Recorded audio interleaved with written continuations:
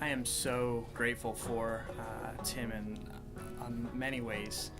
He's had just a huge influence on my life for the past 10 years, just being a pastor to me, a friend to me, regularly meeting with me for lunch, really investing in my life and my marriage, in my fatherhood, and always asking me questions that bring me back to Christ, back to the gospel, and really has just shown tremendous care in my life. I'm grateful for all the ways that he's invested in Resolved. He's really been the backbone of the whole ministry, someone who's just spent countless hours diligently planning for and serving us, serving us collectively as a group through preaching and through just arranging different teaching and things like that, and then also just personally each of the community group leaders, which I was just grateful to be a part of as he cared for us through our meetings and personal time with us. And really just I just feel like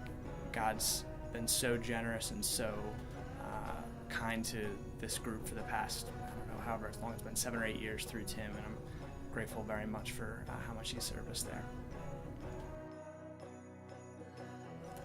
There are a few things that I really have appreciated about Tim over the years, and one of those things is just how available he was to talk to, and just that anytime either I personally needed to meet with him for something, counseling, whatever, or as a couple we were, just that he was very just welcoming of us coming to the office to meet with him. It never felt like he wanted to rush the time or that he was too busy for us. It really felt like he wanted to care and pastor us, so I've always appreciated that.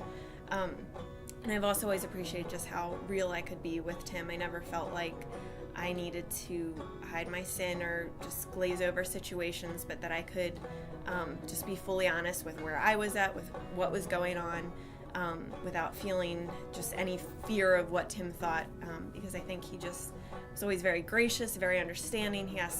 He's so good at asking questions to really get to my heart and see where I'm really at, and so I never felt judged by him, but I also felt I've experienced godly correction, godly advice, godly encouragement, always pointing me to Scripture and to God, and helping point me to truth when I'm not believing it myself. And he's just, his care and wisdom just has been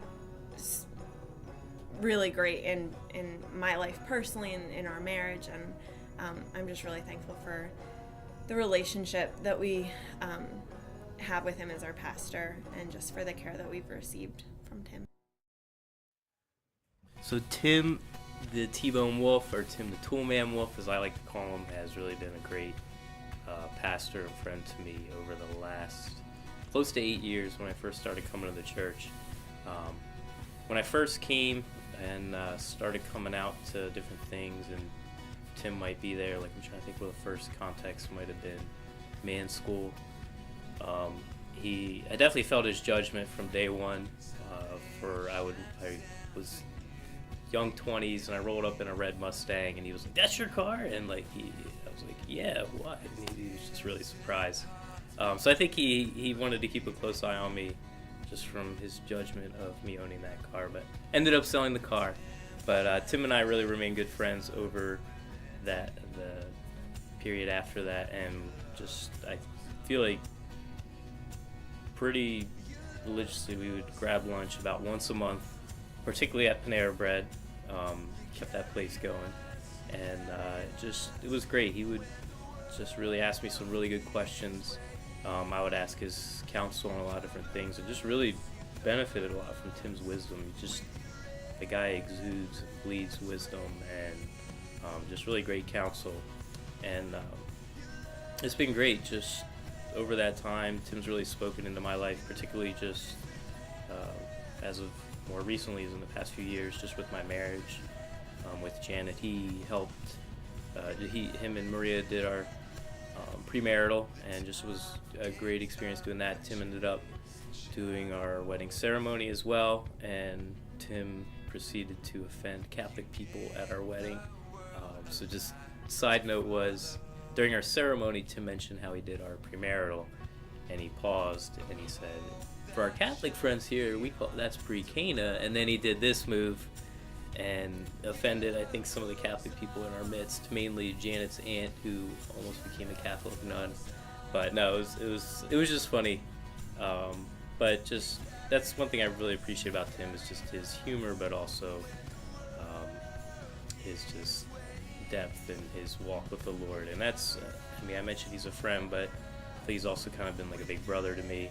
There's been just so much that I've really benefited from his input and counsel, but also just really observing Tim, how he leads his family, his children, and then also just cares for his wife. So definitely has benefited me over the years. And I think one of the things that really marks Tim is his strategic kind of vision that he has for different things, from taking a college and career group years ago and turning it into the Resolve ministry of, you know, figuring out different kind of community groups that might work, and then planning the whole Resolve meeting, corporate meeting, planning the whole format, then the Resolve retreat. It's just been a blast, and then to see just God's hand and really prospering those plans has been awesome. So I'm really excited for Tim to kind of take over the helm of community group leadership. Really excited for that strategic vision to come there, and particularly with me and Janet being community group leaders, to still benefit from his wisdom there. So, but also excited for Jason to be carrying the baton here with Resolved, and excited for the things to come. But Tim, I love you, buddy. Glad you're not leaving the church, and we'll see you around. Several years ago, when I first came to church and the Resolve ministry was first starting, there was a bunch of us serving, and we would get together to have meetings. And Tim was always just, even though like we were serving in the ministry, like Tim was always seeking to care for us first before we would care for others. And Tim had in our, I guess like in the meeting, we would have dinner together, and he had asked me a question, and he asked me like if I followed up with something, and I actually didn't follow up with something that he asked me to do, but I lied to him. I told him I did, and I feel embarrassed sharing it, but it's kind of I think about it now with joy. Anyway, so I lied to him, and then like I felt so convicted. Like I was just a Christian for a couple years, and I felt really guilty. Anyway, I decided I have to tell Tim, and so I went back over to Tim and Maria's house, and I don't even know how it came about really, but anyway, on the way over I was so nervous, like thinking, how am I going to tell the pastor I lied to him? And like I thought maybe I would get kicked out of church or something, and I don't know what I thought. Anyway, so I get there and I'm telling him, and I confess to him that I lied to him, and I just look at him like, you know, like I don't know if I had my eyes closed, I don't know. I just like look up. I remember seeing him Tim has like the biggest smile on his face. I was thinking, like, does he realize what I just told him? But anyway, he told me like it was a joy to forgive me because of how much God forgave him, and it's funny to think about.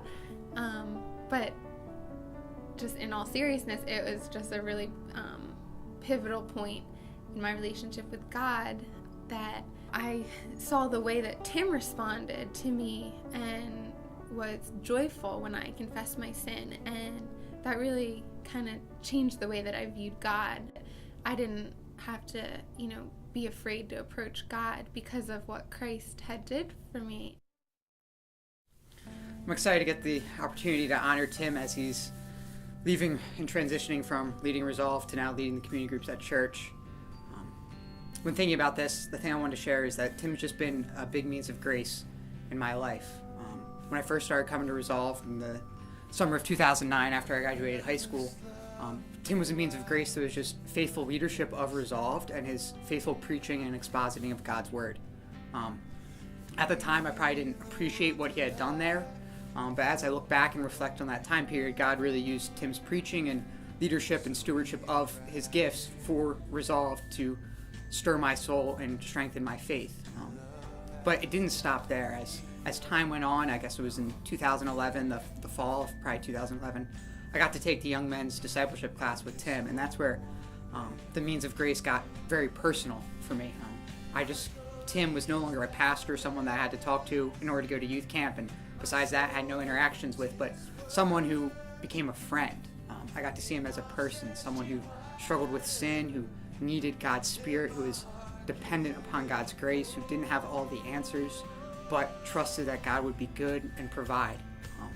I was there, we got to share many funny memories, laugh, build a relationship, even run a half marathon together, me, Hunter, and Tim.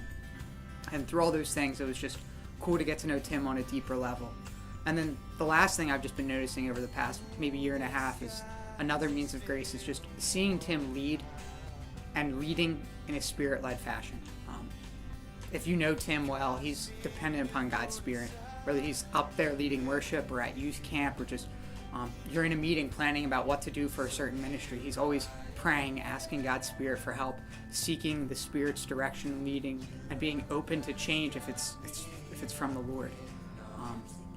That's been a real encouragement to me and a real blessing, because as I've transitioned to just smaller leadership opportunities, it's just convicted me that I need to be more Spirit dependent and more Spirit led, that I need not to rely on my own strength and my own gifts and abilities, but really on God's grace and His goodness and the Spirit He provides. So Tim, thank you for being a big means of grace in my life, and I'm sure many others would have the same testimony as I have. I'm excited to see you transition into this new role, and I'm excited to see what God does through your abilities and gifts to edify this church here in Marlton, New Jersey. And I look forward to our friendship and growing over the years. See you, Tim. All right, here we go. Hey, Tim, it's an honor to be able to honor you today. Just thinking back to everything that you've meant in my life, but really to summarize everything, I thought of a verse that would make sense, and that's Proverbs 22:6. It says, "Train up a child in the way he should go, even when he is old, he will not depart from it." And it might sound a little weird because I'm not your child, but I feel like I am sort of like your spiritual child or spiritual baby. And it's just been really cool to see your counsel over the years. You've shared a lot of wisdom with me, and you've just been invaluable. So I'm really thankful for everything you've done. Your hands are always in a lot of pots. You're very busy, but you always seem to make time for people that need to talk to you. So I'm very, very appreciative for that. And you haven't only done that for me, you've done that for a lot of other people. So I'm not your only spiritual baby. You've got a lot more out there. Thank you. And I second what Connor said, except the whole part about the spiritual baby stuff, that's just a little bit strange.